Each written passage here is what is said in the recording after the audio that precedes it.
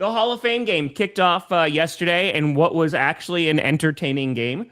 I I had watched a little bit of it because I feel like that's what you do, right? You Yeah. dip your toe into the water, and you're just like, all right, yeah, like let me turn on. So just so there's football on my TV again, just so the TV remembers and I remember what Yeah. it feels like.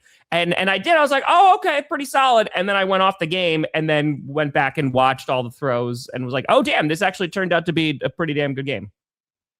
Yeah. I think like you just said kind of the exact same like thought I was trying to convey in the video that we just got up, where it's like the Hall of Fame game is a thing we acknowledge that it happens.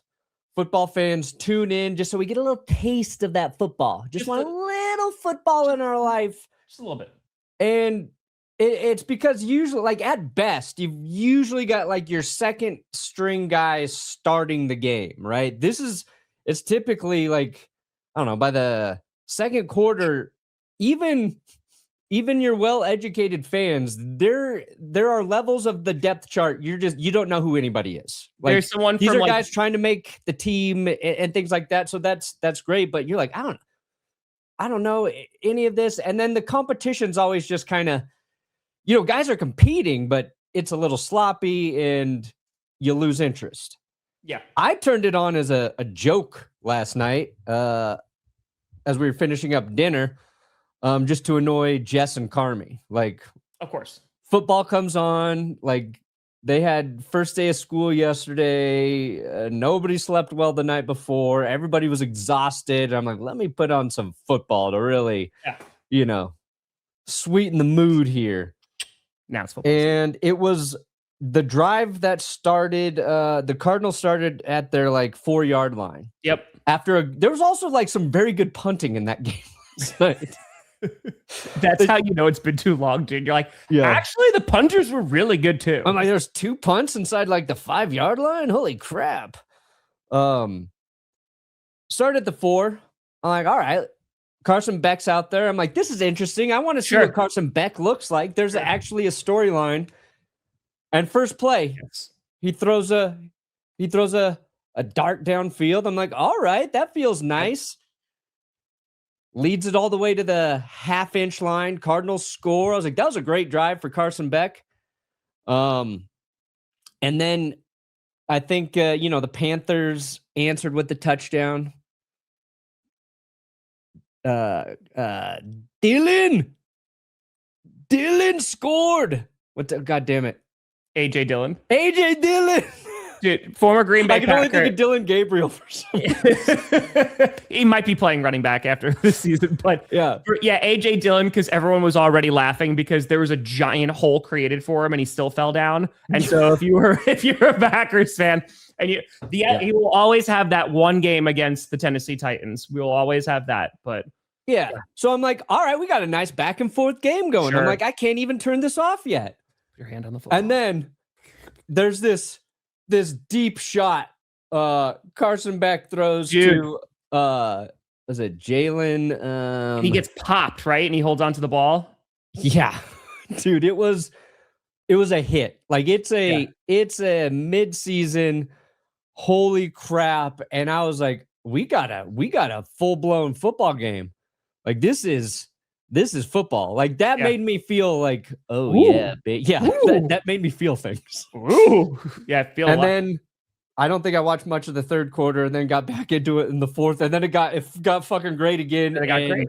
Haynes King, undrafted quarterback, comes in and finishes it off for the Panthers. A walk-off touchdown, a walk-off rushing touchdown from your quarterback who was undrafted to close it out. I was just like, wow, this was a pleasant surprise, Tom. Dude, that one, because they both had good throws, right? And I think it was Collinsworth was on the call, right?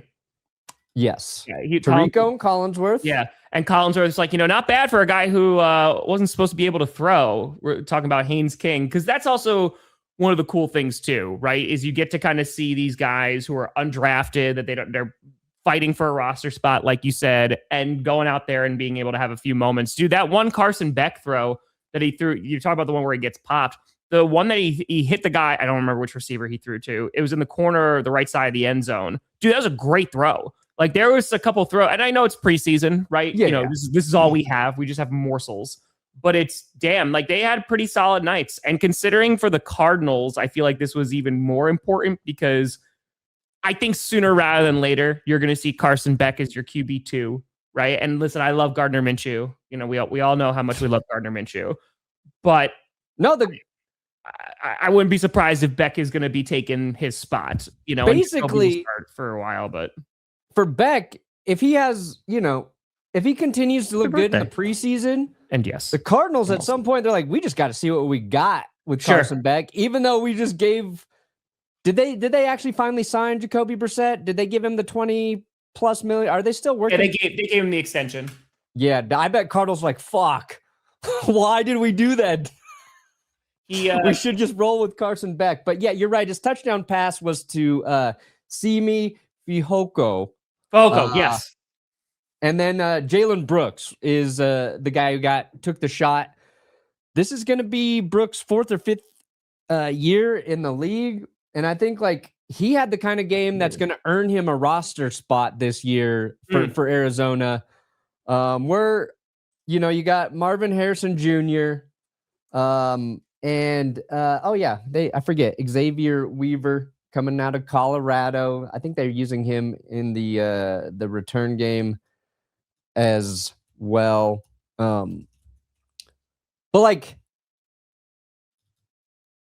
it's the kind of game you don't expect to happen. No. And it's just like everybody does make fun of it. Sure. Everybody's making fun of it before the game started, getting their tweets like, I'm not watching this game, like, all that shit. Turned out to be good. And now we've got some interesting things to keep an eye on for a team like the Cardinals, who we haven't really been paying much attention to this offseason because we're all assuming they're going to be terrible, horrible, deplorable shit, just dog poop, crap, terrible football, right? Yes. Now, not saying they're not going to be that, but they might be entertaining. Cardinals fans a little hope, right?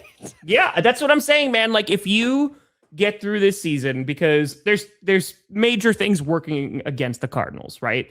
They're in a division where 3 out of the 4 teams won a playoff game and one won the Super Bowl, right? So they're in a very difficult division. They have a brand new head coach in Mike LaFleur. I saw Matt LaFleur get on there and talk to his brother. Right, they got a brand new head coach, so there's going to be some growing pains. Yeah. Jacoby Brissett was holding out. And if Jacoby Brissett is ever holding out, right, it's not a great sign, right? You're like, okay, we're going to rock with that. Yeah. They need to rebuild some phases of that squad. And they have a really difficult schedule.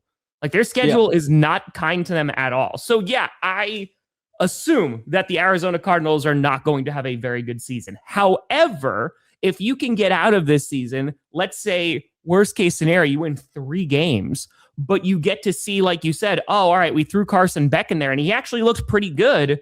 Then that's actually giving you some optimism for the future because now you could go, okay, if we maybe have our guy, we can continue to build around him. That's the thought. Yeah. And you're finding like some nice depth pieces. If you go back, let's say Jalen Brooks, he makes the roster, and now you're throwing him in with Marvin Harrison Jr., Michael Wilson. They have Kendrick Bourne, on the roster as well. It's like, okay, that's like a solid group of players at a an important position group, especially if they have a young QB, whether that's Carson Beck or whoever they draft, in 2027.